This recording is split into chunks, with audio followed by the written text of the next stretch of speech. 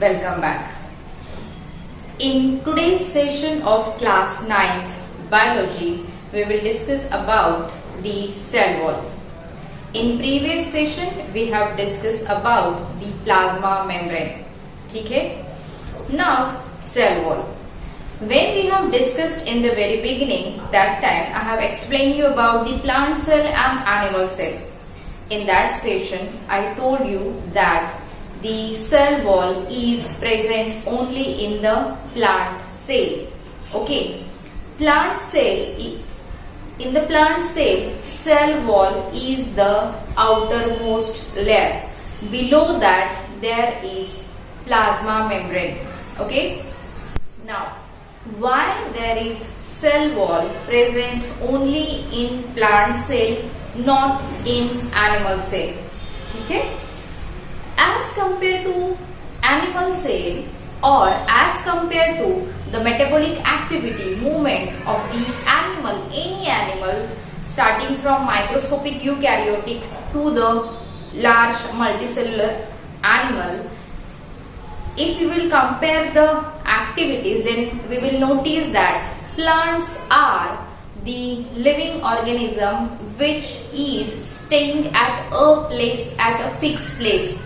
No matter there is a harsh climatic condition, no matter there is heavy rain, high wind current or high temperature. Understand? So, in such a variable, harsh or favorable climatic condition, plant has to survive and to protect the inner things in the cells, cytoplasm and rest of cell organelles from all these things. That's why, as being the adaptation takes place in the organism, see, adaptation is change in structure due to change in function. I have already explained to you. So in that way, the plant cell has developed one more outer protective layer that is called as cell wall. Understand? Now, what that cell wall is made up of? Actually, the cell wall is made up of completely non-living cells. Yes, non-living cells. We do possess non-living cells. For example, the cells in our nail, the cells in our hairs, all these are non-living cells. These are hard, tough and less sensitive or no sensitive. See, suppose you are cutting your hairs. Are you feeling pain at the root? No, you are not feeling. Why? Because that is made up of the non-living cells. That's like that. The cell wall is a completely non-living layer. It is the outermost hard layer of the plant cell. Because of that, it is helping to give a particular shape to the plant cell. Clear? Plus, in that, when I have shown you the structure of plant cell and animal cell, or if you have drawn that in your notebook from textbook, you have noticed that there is a large vacuole present at the central region of the plant cell. So to maintain the turgidity, when water molecules are got absorbed by the plant cell, that vacuole is getting full of the water molecules, and that increase in size. Okay, and when it increase in size, the cell become turgid. And it exerts the pressure on its peripheral layer. That is the cell wall. Okay, so to maintain that turgor pressure and to retain the shape of the cell wall plays very important role. Okay. Now, what that cell wall is exactly made up of? The cell wall is made up of the polysaccharide, that is carbohydrate material, that is fibrous polysaccharide. Okay, which is composed of cellulose. What that is composed of? Cellulose. You see, in plant, the most found form of carbohydrate is cellulose. Understand? The cellulose is form of fibrous molecule which are called as myofibrils. What that is called as myofibrils. These myofibrils are present in the cell wall, which gives the rigidity to the cell. In some plants, in higher plants, for example gymnosperm, angiosperm, or the woody plants, the plants having woody stem, in that the some more depositions of the carbohydrate, different form of carbohydrate is been added. Sometimes tannin, lignin is added in the form of xylem and phloem, which gives more and more rigidity to that plant cell. If you will think about the different types of tissues, say parenchyma tissue, collenchyma tissue, sclerenchyma tissue, in that you will notice that these hardening of the cell is increasing and increasing. Why? Because of the deposition of the thick cellulosic layer, that is either lignin or tannin. Means along with the cellulose, lignin is also added into the intracellular spaces, tannin is also added into the intracellular spaces, so that the intracellular spaces become less and the cells or that tissue become hard, strong to survive against the harsh climatic conditions and so on. Understand? See, the cell wall is freely permeable for the water molecules and water soluble molecules. The cell wall are having small pits, openings, जिसे हम hole कहते हैं हमारी day to day language में. That small pits are allowing the water molecules and the water soluble molecules to pass through that cell membrane. Yes, further transport of the molecules takes place through plasma membrane because that is semi-permeable. But the cell wall is freely permeable, which allows the exchange of molecules through it. Understand? Then, because of these pits, the cell walls of the plant cell can exchange the material from one cell to another cell. Understand? Along with that, see, when the plant cells are coming together to form a tissue, that time these cells are connected with each other by a fluid, viscous fluid, that is called as middle lamella. What that is called as middle lamella. That middle lamella is acting as the cementing material between two cells.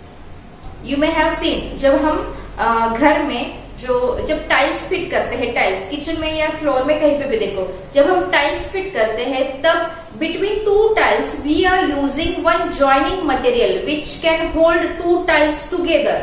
That is called as the cementing material. Cementing material that does not mean actual cement. कि हर जगह पे cement नहीं use करते, अलग अलग cementing material use करते हैं, right? So like that, middle lamella is a viscous fluid which is act as the cementing material for the formation of tissue in the plant cell. That we will see in the next lesson, which is tissue. But right now you understand this. Then, the very important function of the plant cell is that the plant cell, in the plant cell, because of cell wall, the cell become very distinct. You have done that experiment. देखो, onion peel cell का experiment किया है आपने class 8 में. If you have remember, I have carried you in the laboratories and we have done two experiments. One onion peel cell and another was the human chick cell, right? In that you have noticed that suppose you have taken this much piece of the onion peel, then distinct layer of the cell was very distinctly visible under the microscope. Okay, ऐसे BRICS जैसा structure दिख रहा था और side में कहीं तो भी ऐसा न्यूक्लियस दिख रहा था. It was we have coloured it with the saffron, तो पिंकिश कलर का दिख रहा था. So it was structure, but this structure was very clearly distinguished. Why? Because of the cell wall. Understand? Because of the cell wall. So the very important and one of the major function of this cell wall is to make the shape of the cell very distinct. Okay, very distinct. So the cell wall is playing very important role. One more thing is that you may have heard this word, plasmodesmata.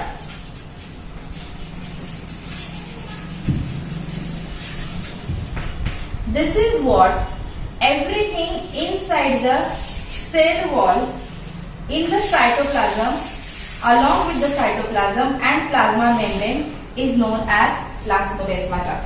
When the cell get shrink after keeping it into a concentrated solution, say sugar solution or salt solution, that time the process of shrinkage of the cell takes place, and that is clearly visible due to cell wall. How? I will explain you now. Suppose you have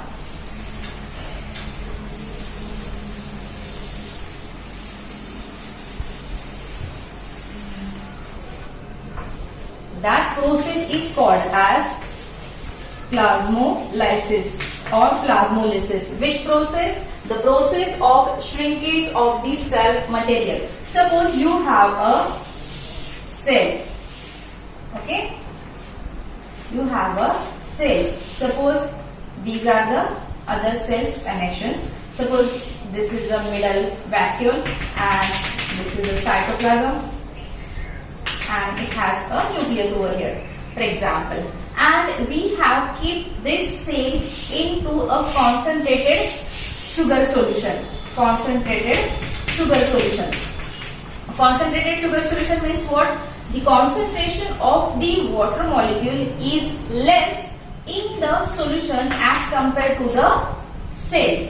Okay, this is concentrated sugar solution.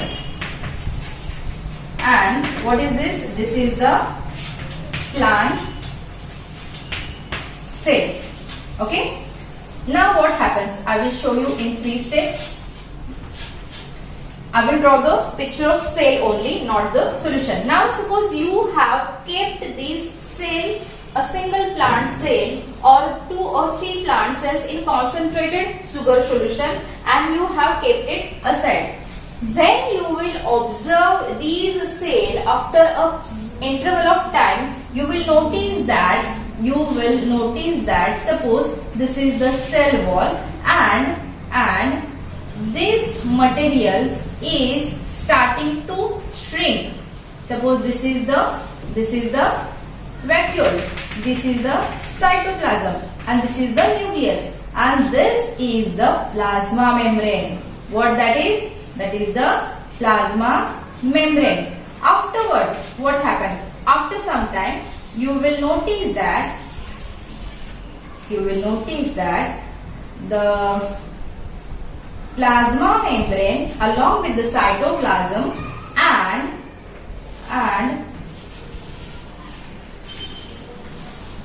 nucleus has starting to shrink, and at last what happened? Suppose this is the cell wall, and at a place here somewhere the plasma membrane, cytoplasm, nucleus and vacuole will get shrink. What does it mean? It means that the cell which was of, see the size of cell does not change no matter I have drawn small. इसका मतलब ये नहीं कि cell की size छोटी होती जाती है, सेल सेम साइज की ही रहती है, बट सेल के अंदर का जो मटेरियल है plasmodesmata means plasma membrane, cytoplasm and nucleus.